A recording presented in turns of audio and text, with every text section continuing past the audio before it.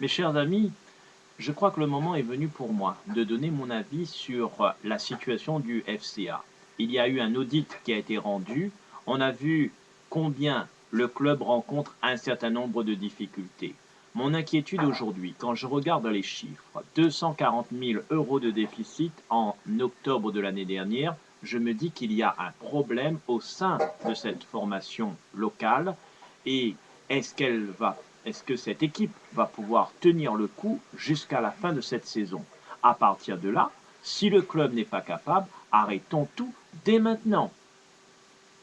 Parce que la collectivité accorde une subvention à cette formation. Ce serait véritablement du gâchis si on sait qu'à court de saison, le club risque de disparaître. C'est une réalité, bien entendu, à prendre en compte parce que les autorités judiciaires ou les autorités de la Ligue réunionnaise de football prendront à un moment donné des décisions. On ne pourra pas rester insensible à des chiffres aussi alarmants. Un club qui a été géré avec autant d'amateurisme, et ce que je déplore aujourd'hui, c'est l'attitude du maire depuis un certain nombre d'années. Nous l'avions interpellé, j'étais un des premiers, d'autres collègues l'ont sollicité afin de prendre en considération la gravité de cette situation. Il fallait absolument intervenir, interrompre l'hémorragie afin d'éviter que la situation se dégrade au fur et à mesure.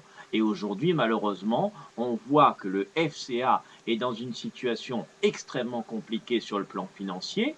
Dans le même temps, on voit aussi un certain nombre de jeunes avironnés formés au club qui préfèrent aller jouer ailleurs, souvent dans des clubs corporatifs.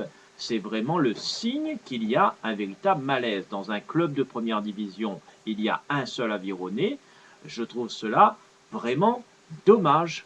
Et nous, notre rôle, c'est de dire et d'interpeller le club, puisque nous sommes en qualité de conseiller municipal, là pour interpeller afin que davantage d'avironnés, davantage de formations soient mises en place pour que le plus grand nombre puisse faire partie de ce club, jouer les premiers rôles en première division.